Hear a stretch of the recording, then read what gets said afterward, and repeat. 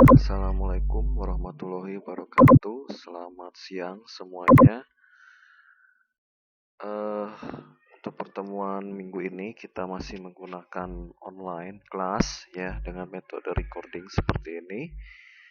Dan pertimbangannya adalah karena memang untuk hari Kamis, Jumat, Sabtu sampai dengan Senin ada perlombaan. Jadi barangkali ada dari kalian yang akan mempersiapkan. Jadi mungkin menurut saya lebih hemat kita bisa menggunakan online dulu ya.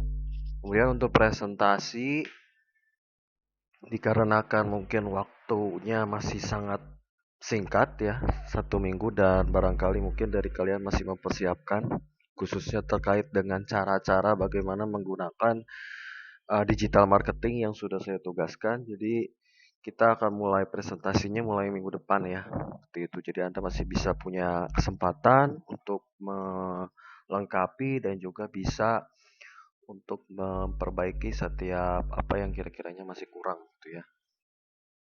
Oke, baik, untuk pertemuan hari ini ya, saya akan menyampaikan materi ya terkait dengan manajemen pemasaran ya, dan juga tentang salah satu metode manajemen pemasaran yang terkait dengan digital ya.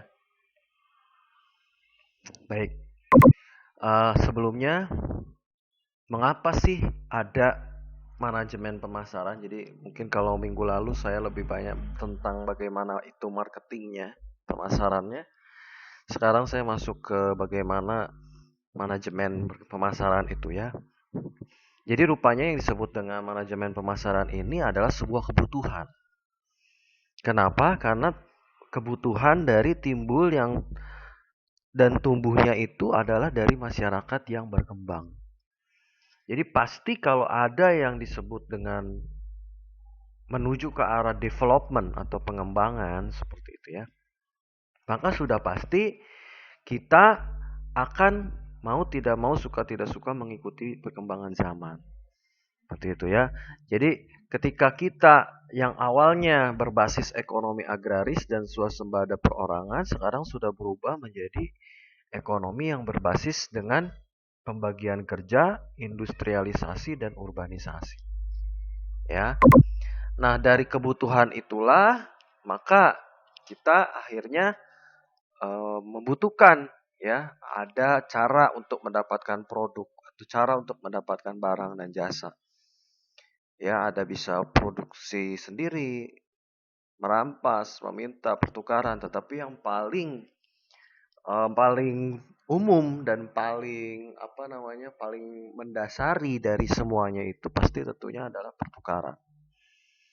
Jadi pertukaran itu intinya adalah sebuah konsep yang melandasi pemasaran. Karena kenapa?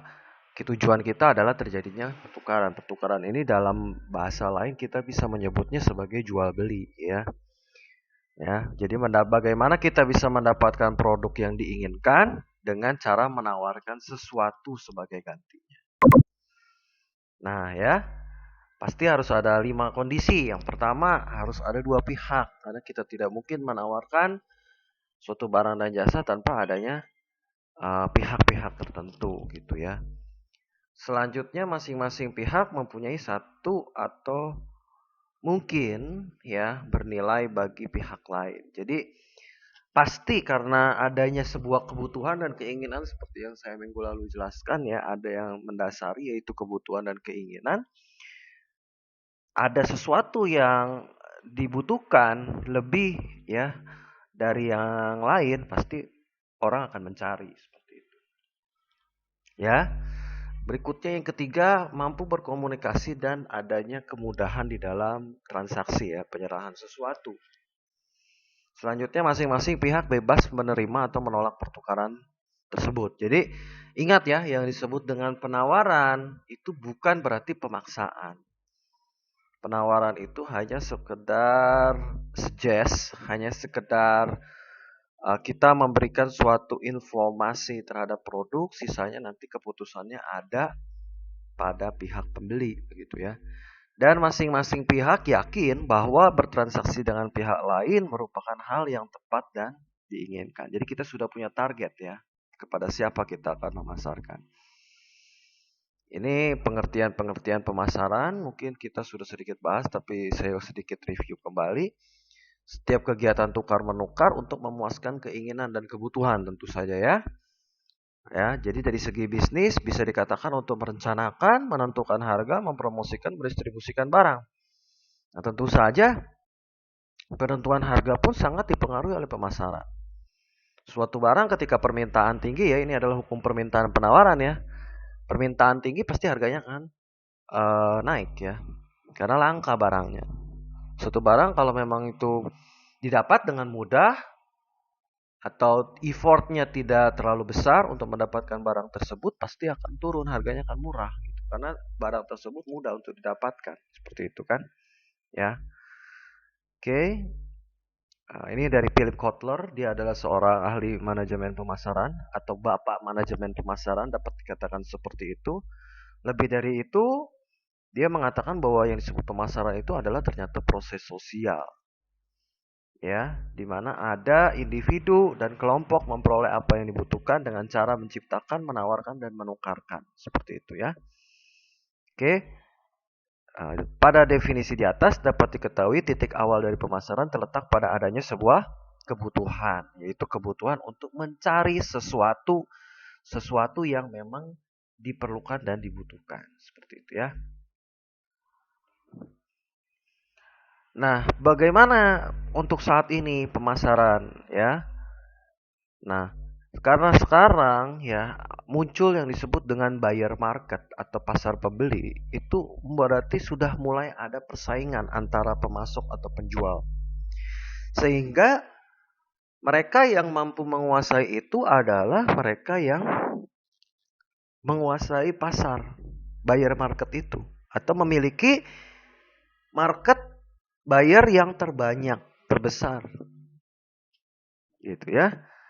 Nah, bagaimana dengan kita misalkan dengan para enterprise yang baru atau para pemasar-pemasar yang newcomers ini untuk bisa bersaing dengan bersaing dengan mereka yang sudah lama atau mereka yang sudah memiliki pasar. Nah, disitulah tugas kita untuk kita bisa memberikan manajemen serta strategi ya. Selanjutnya, makin meningkatnya pendapatan pribadi yang dapat dibelanjakan menyebabkan timbulnya peluang pemasaran massal. Ya, yang lebih besar, yang dengan sendirinya mengakibatkan persaingan yang ketat di antara pemasok pasaran. Tentu saja ya. Jadi, ini adalah merupakan suatu tantangan untuk para pemasar atau para marketer ya atau para marketing ya. Kenapa? Karena bagaimana caranya mereka bisa menyesuaikan antara barang yang mereka tawarkan dengan tingkat pendapatan yang mereka akan tawarkan gitu ya, tingkat pendapatan dari si pembeli seperti itu ya. Nah, itulah mengapa terkadang kita juga harus bisa segmentasikan atau mentargetkan suatu barang dan jasa itu ternyata bukan dari sekedar barang dan jasanya saja ya, tetapi dari segi pembelinya. Pembeli kelas mana atau pembeli segmen mana yang membeli barang kita, nah itulah yang akan menjadi suatu patokan kita menentukan harga. Berikutnya ada kecanggihan teknologi ya. Kecanggihan teknologi ini berarti dengan makin mudahnya suatu barang dan jasa diproduksi, dengan makin easy-nya suatu barang dan jasa diproduksi, ya, maka keadaan barang yang bersaingnya kurang lebih akan ya serupa gitu ya. Atau secara positifnya pasti akan lebih mudah untuk didapatkan dengan jumlah yang banyak ya. Jadi seperti saya katakan minggu lalu bahwa tujuan daripada marketing itu adalah kita menciptakan bom waktu. Kenapa? Karena untuk produksi kita tidak usah takut. Kenapa? Karena sekarang semuanya sudah serba maju. Ya, selama ada permintaan pasti tidak usah ada takut terhadap modal usaha. Mengapa? Karena modal usaha itu yang paling besar itu adalah customer loyal atau kesetiaan dari pelanggan. Ya. Jadi modal usaha itu yang terbesar bukan pembelian mesin tetapi customer loyal. Ya. Selanjutnya adanya akselerasi perubahan sosial ekonomi politik, persaingan yang mempengaruhi bentuk sifat pasar. Itu pun harus selalu kita kontrol, kita perhatikan. Ya, karena market itu tidak bisa selalu stagnan, dia pasti selalu dinamis. Ya, market itu selalu berubah-ubah. Kalau hari ini trennya ini, besok bisa berubah. Nah, itulah bagaimana kita caranya memanfaatkan peluang di sana. Hari ini musimnya ini, besok musimnya ini, kita harus bisa memanfaatkan peluang. Atau setidaknya ada kreasi, ada inovasi, kalaupun memang produk kita memang stagnan, ada di suatu genre tertentu gitu ya. Ya, itu yang harus kita pertimbangkan. Nah, oke, ini saya coba tampilkan. Di sini ada evolusi manajemen dalam perusahaan. Jadi kalau yang zaman dulu orientasinya selalu produksi, produk ya, penjualan yang tadinya selalu berapa banyak yang harus terjual. Berarti Anda sukses kalau menjual 50%, 60%, 70%, 80% atau 100%. Maka sekarang berubah orientasinya menjadi sebuah orientasi pemasaran. Yang responsibelnya yang tadinya dari singular atau sendiri ya, tapi sekarang sudah menjadi terpadu gitu ya. Makanya kita sebut sebagai konsep pemasarannya holistik. Holistik ini apa? Dari mulai konsep produksinya, dari mulai konsep produknya, konsep penjualan, konsep pemasaran, bahkan sampai konsep sosialnya atau konsep bagaimana kita mengetahui karakteristik psikologi daripada buyer kita. Itu semua itu dikatakan sebagai konsep dari pemasaran yang sifatnya holistik. Ya. Nah, apa itu konsep produksi? Menganggap bahwa konsumen menyukai produk yang tersedia secara luas dan murah. Jadi intinya kalau konsep produksi berarti kita produksi dan konsumen pasti suka karena memang ini adalah barang yang merupakan suatu kebutuhan umum gitu ya. Sembako dan sebagainya. Nah, kalau produk menganggap konsumen menyukai produk yang menawarkan ciri paling bermutu, berkinerja atau inovatif. Berarti sini sudah mulai muncul ciri. Sudah mulai muncul feature, sudah mulai muncul adanya perbedaan dari yang general. Kalau sembako kita nggak perlu ada ciri-ciri tertentu gitu ya. Nah, adapun mungkin inovasi, oke, kita sudah mulai masuk ke konsep produk gitu ya. Nah, sementara kalau konsep penjualan menganggap bahwa para konsumen dan perusahaan bisnis jika dibiarkan secara tidak teratur, membeli cukup banyak produk yang ditawarkan jika dibiarkan tidak secara teratur. Jadi penjualan itu selalu berpikir adalah tugas mereka adalah selalu mempush orang dengan cara agak memaksa. Kenapa? Karena tujuan akhir mereka itu adalah, atau result terakhir mereka itu adalah bisa mendapatkan penjualan yang tinggi. Atau adanya quantity yang terjual itu tinggi, seperti itu. Jadi tujuan akhir mereka seperti yang saya katakan minggu lalu adalah profit gitu ya. Nah, selanjutnya muncullah yang sekarang disebut dengan konsep pemasaran. Konsep pemasaran ini bagaimana caranya supaya kita bisa mencapai tujuan? Itu harus mulai dari suatu kebutuhan dan keinginan yang kita harus tahu dari target pasar kita. Dan kemudian kita packaging, kita kemas itu menjadi suatu hal yang memang diperlukan, dibutuhkan, diinginkan oleh market. Jadi tujuan akhirnya adalah berubah dari yang tadinya sekedar profit taking, sekarang menjadi customer loyal. Ya. Dan pada konsep pemasaran sosial seperti yang saya berikan bagana pada minggu lalu ya, itu lebih luas lagi di mana kebutuhan, keinginan dan minat itu kita harus tentukan sampai ke tingkat yang lebih global atau sampai ke tingkat yang lebih masif. Sampai ke tingkat yang lebih besar. Ya, jadi tentu saja kita di sini harus memikirkan kebutuhan, keinginan, keperluan dari suatu market yang lebih luas, gitu ya, atau suatu wilayah target yang lebih besar dari hanya sekedar pemasaran saja, gitu ya. Nah, yang paling terakhir itu adalah holistik. Holistik itu adalah kita memadukan segala sumber daya, baik itu dari segi manusia, produksi, produk, penjualan, dan sebagainya, menjadi suatu senjata ya, untuk kita bisa memenangkan atau merebut pasar. Apakah mungkin suatu pasar bisa direbut? Ingat ya, pada zaman dulu handphone yang paling terkenal itu adalah Nokia. Ya, nah itu sebagai contoh ya. Sementara kita memikirkan pada waktu zaman dulu kita berada, tidak mungkin pasar Nokia itu bisa direbut. Mengapa? Karena dia pangsanya sangat banyak. Semua orang memakai Nokia. Berinovasi, ya. Dan dinyatakan dengan tingkat kepuasan mereka puas. Tetapi ada pada satu titik tertentu di mana mereka berhenti atau tidak melakukan inovasi yang signifikan, melakukan lompatan besar, disitulah mereka hancur. Ya, jadi ada kemungkinan suatu market, suatu holistic market yang atau suatu pemasaran sosial tadi itu bisa kita rebut, gitu. Sekarang siapa yang merebut? Ya banyak, ya para developer dari Android ya. Tentu saja pengembang-pengembang dari developer Android yang menguasai pasar sekarang. Seperti itu kan? Apakah mungkin suatu kali nanti pangsa Indomie itu akan beralih kepada yang lain? Bisa saja. Gitu ya.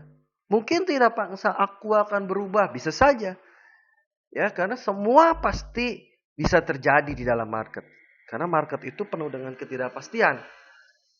Nah, tugas kita di sini adalah selalu bisa mengontrol bagaimana kebutuhan dan keinginan dari tadi ya, terpadu atau sosialnya tadi. Supaya apa? Supaya market sosial itu tetap apa ya namanya ya, beralih kepada kita, tetap ada di tangan kita gitu ya. Nah, secara holistik pemasaran ini ada 4 dimensi. Yang pertama dimensi internal. Jadi dimensi internal ini adalah memastikan bahwa setiap orang di dalam setiap organisasi menganut prinsip pemasaran yang tepat, terutama manajemen senior. Di dalamnya ini adalah berarti kondisi internal sebuah perusahaan, tempat di mana suatu barang atau jasa itu diproduksi. Ya, berarti harus ada pembenahan organisasi. Kita harus siap dengan manajemen yang lebih terstruktur, manajemen yang lebih terkontrol. Supaya apa? Supaya segala sesuatunya dapat mendukung. Selanjutnya adanya pemasaran terpadu, sehingga di sini kita bisa menciptakan, menyerahkan, mengkomunikasikan nilai yang bisa dimanfaatkan dan dikomunikasikan secara optimal. Kalau di dalam perusahaan itu sudah baik, maka kalau kita lihat ya, pasti perusahaan-perusahaan besar dengan produk yang sudah nasional seperti Aqua, Indomie dan sebagainya, pasti mereka sudah memiliki ISO. Ya, perusahaan mereka sudah berlisensi. Artinya secara organisasi perusahaannya mereka sudah rapi, sudah dapat dikatakan memang tidak bermasalah begitu ya. Baru setelah itu mereka bisa keluar, mereka bisa melakukan pemasaran terpadu. Dan membangun relasi dan hubungan juga pemasaran yang bertanggung jawab. Artinya bertanggung jawab ini tidak dilepas demikian saja. Berarti ada yang disebut dengan after buying respond gitu ya. After buying respond setelah pembelian apa nextnya gitu. After purchasing respond apa? Ya, apakah kita lepas begitu saja? Apakah terserah pembeli mau puas, mau tidak, mau komplain, mau tidak? Ya, kita tidak peduli, tidak bisa kita seperti itu. Ingat bahwa seorang marketer itu harus selalu balik kepada value yang minggu lalu saya jelaskan, yaitu caring gitu. Jadi harus selalu yang namanya melihat feedback apa yang kita bisa dapatkan dari para customer kita ya. Ini konsep penjualan, konsep pemasaran minggu lalu sudah ya. Saya tidak perlu menjelaskan kembali ya. Selling konsep dan marketing konsep itu perbedaannya selalu dari penjualan itu adalah profit, sementara kalau marketing itu adalah customer satisfaction ya, itu. Ini ada beberapa argumen yang terkait di dalam konsep pemasaran ya. Yang pertama, aktiva perusahaan memiliki nilai yang lebih kecil tanpa adanya pelanggan. Anda memiliki aktiva yang sebesar apapun, tetapi customer Anda sedikit, itu dikatakan bahwa di dalam konsep pemasaran itu tidak berlaku. Hal itu berlaku bagi orang accounting dan finance. Aktiva yang mereka jaga, tetapi customer itu adalah merupakan suatu inti atau main dari sebuah tujuan perusahaan. Nah, oleh karena itu tugas utama pemasaran adalah mempertahankan dan menarik. Jadi tujuan kita adalah menarik. Apa yang ditarik? Interestnya, minatnya. Ya. Nah, di sini kita lihat melalui tawaran yang unggul dibandingkan pesaing. Jadi kalau kita menyadari bahwa kita adalah newcomers, bahwa kita adalah beginners, pastikan bahwa kita memiliki ciri atau feature. Ya, entah itu dari segi 4P, 4P itu place, promotion, price-nya mungkin. Oke lah, mungkin kita produk baru, coba kita bisa berikan yang baik dengan harga yang miring. Karena tujuan kita pasti kalau produk baru bukan buat keuntungan. Tujuannya adalah untuk dikenal. Ya, seperti itu. Nah, selanjutnya adanya kepuasan pelanggan yang akhirnya dipengaruhi oleh kinerja-kinerja dari departemen lain. Ya, dengan adanya permintaan yang tinggi, tentu saja kepuasan pelanggan ini akan menjadi suatu semangat buat perusahaan untuk bisa berkembang. Dan pemasaran tentu saja perlu mempengaruhi departemen-departemen lain untuk bekerja sama. Kita tidak bisa bekerja sendiri. Departemen marketing atau pemasaran tidak bisa bekerja sendiri. Kita harus bekerja sama dengan departemen produksi. Karena barangnya bagaimana? Dengan departemen penjualan. Kalau memang terpisah. Dengan departemen purchasing, pembelian. Kita harus bisa berkomunikasi juga dengan mereka terkait kebutuhan produksi kita. Juga dengan the stakeholder gitu ya. Semuanya. Kita harus selalu bisa berkomunikasi. Karena fungsi kita tidak bisa lepas dari mereka. Oke, itu yang pertama ya. Yang kedua sekarang yang saya mau jelaskan di sini adalah tentang ISAS. Apa sih ISAS ya? Nah, sebelum ISAS itu kita mengenal ada konsep AIDA. Ya. Jadi pertama kita mau kenal dulu konsep pertamanya ISAS itu adalah AIDA dulu ya. Apa itu AIDA? Jadi dia adalah satu konsep komunikasi pemasaran yang tadinya memang sifatnya masih konvensional, AIDA itu ya. Yang digunakan untuk menarik minat konsumen. Karena AIDA itu secara akronim atau singkatan atau ya kepanjangannya adalah Attract, Interest, Desire, and Act. Ini adalah salah satu moto dari sebuah marketing ya atau dari manajemen pemasaran. Ya, jadi kita lihat satu-satu ya. Attract. Attract ini apa sih? Attract ini adalah merupakan tahap awal perkenalan konsumen dengan produk yang kita atau pertama kali melihat produk kita ya. Gitu. Jadi tentu saja di sini kita bagaimana caranya untuk pertama kali ya customer itu bisa yang disebut dengan merasa bahwa produk kita ini menarik. Itu yang pertama kali kita pikirkan. Jadi jangan kita memikirkan bagaimana penjualan, jangan kita memikirkan berapa price-nya, jangan kita memikirkan place-nya, jangan kita memikirkan apa-apa. Yang kita fokus adalah ke promotion-nya dulu.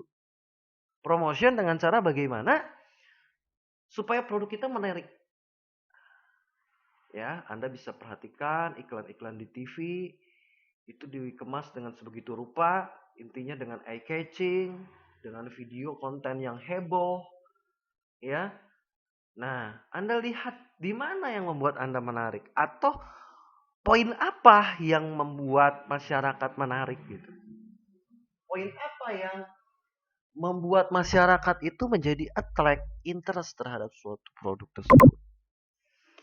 Setelah muncul attract ya, attract ini dari pihak kita loh sebagai seorang marketer ya. Artinya kita sebagai seorang divisi marketing kita memikirkan bagaimana cara meng-attract-nya. Setelah attract baru muncul interest. Interest itu bukan dari kita. Kita sudah lempar ibarat umpan kepada customer. Nah, selanjutnya umpan kita ini yang ditangkap oleh customer. Apakah customer menyukai? Nah, itulah. Apakah customer melirik produk kita? Nah, ya. Tentu saja kita di sini harus bisa menggugah atau menggelitik interestnya konsumen. Kita harus tahu bagaimana cara celah untuk bisa meningkatkan rasa interestnya, pingin tahunya, gitu. Jadi ketika melihat itu, yang mereka pikirkan bukan produk loh. Yang mereka pikirkan bukan produknya, karena mungkin produknya sama gitu.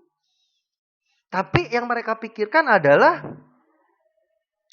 mereka tertarik gitu, karena ada sesuatu konsep yang beda mungkin dari segi iklannya, ya, gitu.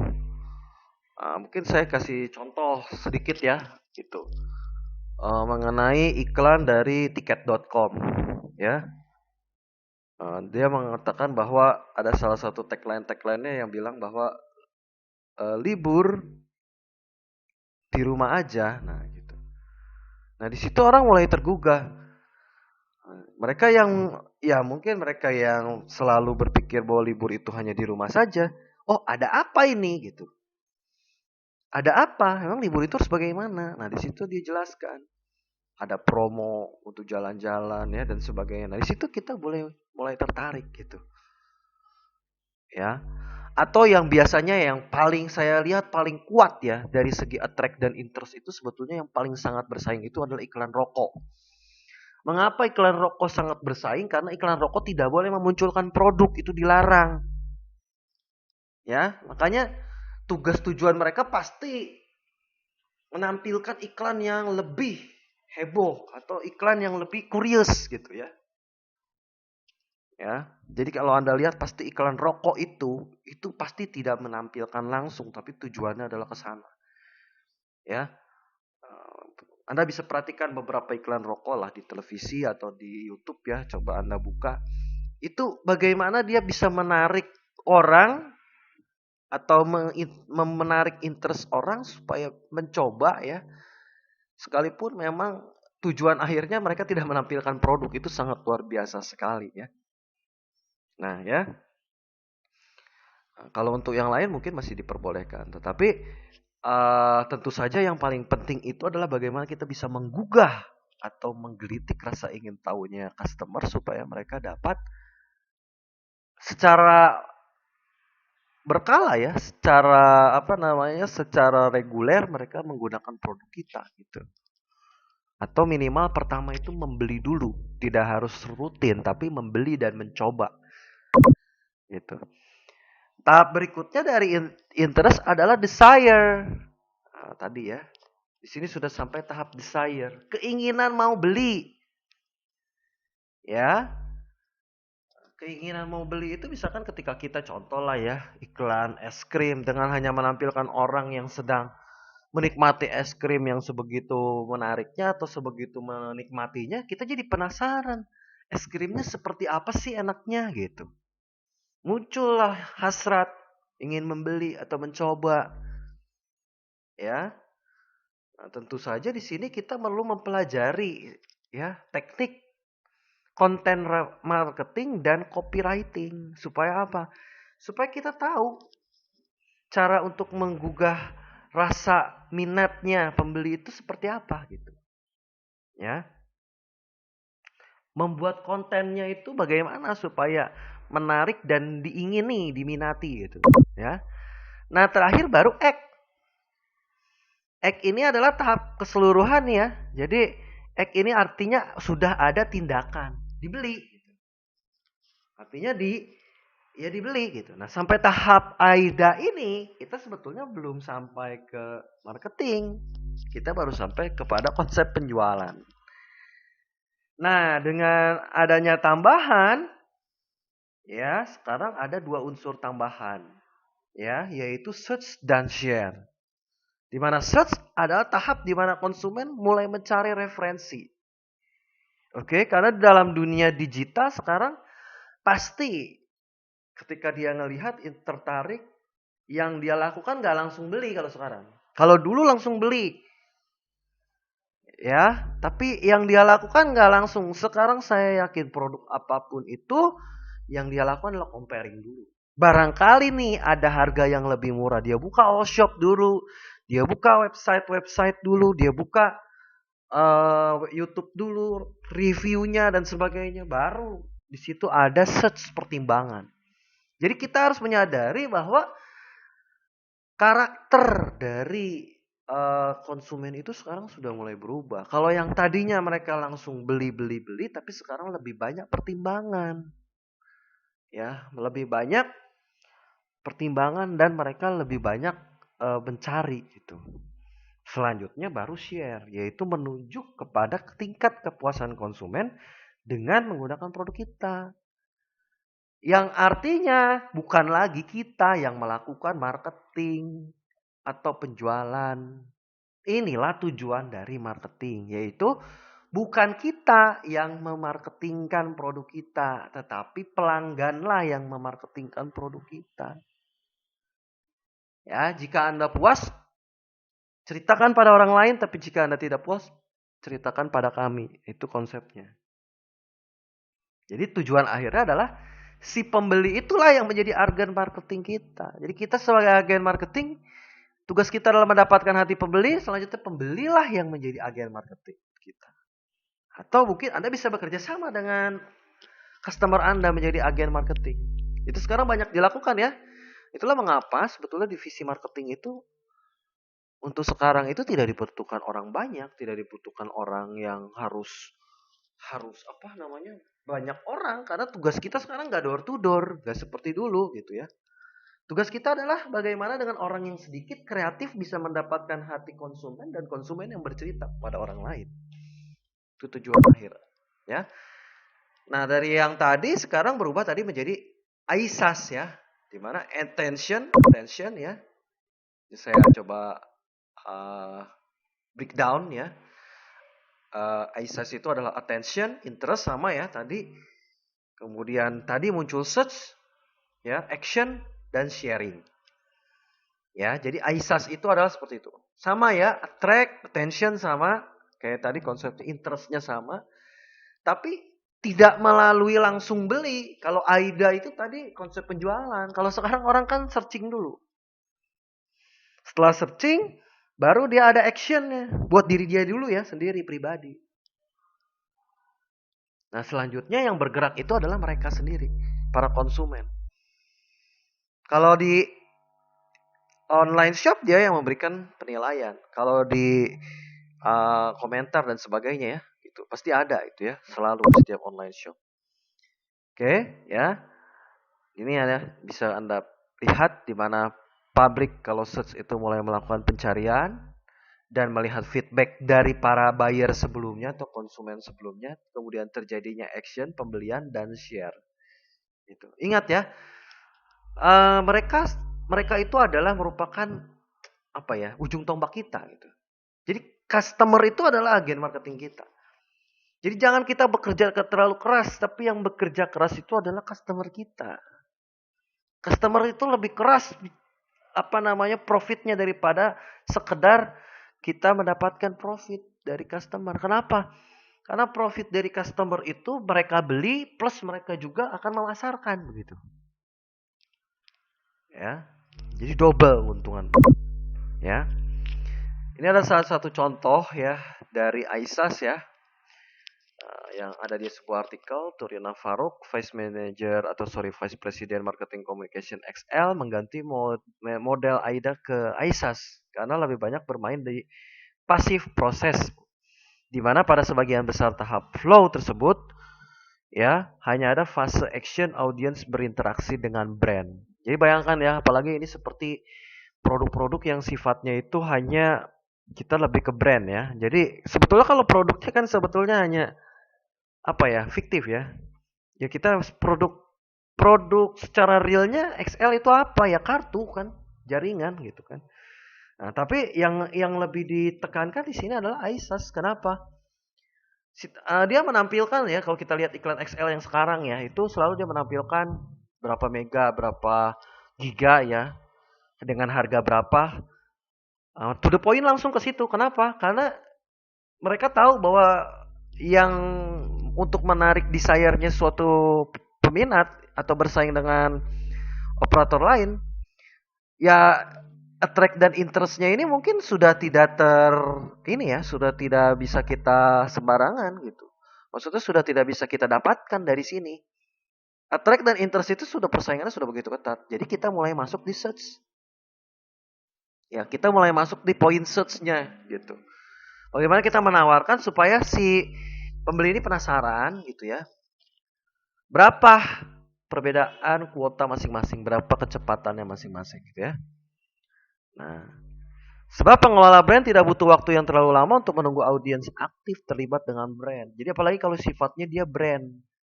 Atau maksudnya barangnya bukan yang merupakan barang buy and selling goods ya gitu ya. Bukan barang yang jual belikan gitu ya. Tapi lebih banyak barang yang sifatnya itu layanan, jasa seperti itu ya. Nah itu jadi kita yang lebih aktif itu tadi seperti saya bilang. Lebih banyak di fase ini search, action, dan share. Kenapa? Karena di fase attract dan interest kita sulit mendapatkan. Persaingannya sangat ketat gitu ya. Ya, demikian pula dengan Gojek gitu ya. Nah, Gojek ini juga sama. Saingannya sudah sangat ketat ya, apalagi sekarang juga udah ada Grab, sudah ada yang lain-lain gitu kan. Tapi bagaimana caranya supaya mereka itu tetap curious dengan adanya search dan share gitu ya. Misalkan ketika mereka memberikan promo, pasti mereka juga akan memberitahukan kepada rekan-rekan mereka gitu. Atau mereka bisa, kalau kita lihat lah, mungkin kalau Anda Instagram atau Anda install Gojek, biasa ada selalu notifikasi dari apa namanya notifikasi ini salah satu contoh ya konsep ISAS ya. Dan kalau misalnya kalian menginstal Grab atau Gojek itu selalu ada notifikasi promo hemat makanan, promo antar raja misalnya ya, promo 50% Monday gitu ya. Nah, jadi mereka langsung ke situ untuk jadi attract dan interestnya itu tidak lagi menggunakan wah iklan yang sangat apa namanya iklan yang sangat lebay gitu ya. Enggak, tapi mereka langsung to the point ke SAS-nya ini. Search, action, dan share. Gitu ya. Menciptakan suatu program yang bisa diperkenalkan dan masyarakat suka gitu. Itulah perbedaan dari AIDA dan AISAS ya. Oke, mungkin sampai di sini dulu ya penjelasan saya terkait dengan manajemen pemasaran serta konsep AISAS yang menjadi salah satu konsep dari pemasaran ya. Selanjutnya nanti akan ada tugas pada forum tugas, silahkan Anda bisa cek dan kerjakan untuk tugasnya. Untuk presentasi silahkan untuk lebih disiapkan pada minggu yang akan depan. Jika tidak ada halangan, maka kita akan melanjutkan dengan presentasi ya. Untuk presentasi juga mohon dipersiapkan khususnya dimatangkan mengenai cara-caranya. Jika Anda belum paham, Anda bisa melihat internet terlebih dahulu atau paling tidak Anda bisa menampilkan nanti melalui link yang Anda sudah temukan. Seperti itu ya. Terima kasih banyak semuanya untuk waktu dan perhatiannya. Assalamualaikum warahmatullahi wabarakatuh. Selamat sore.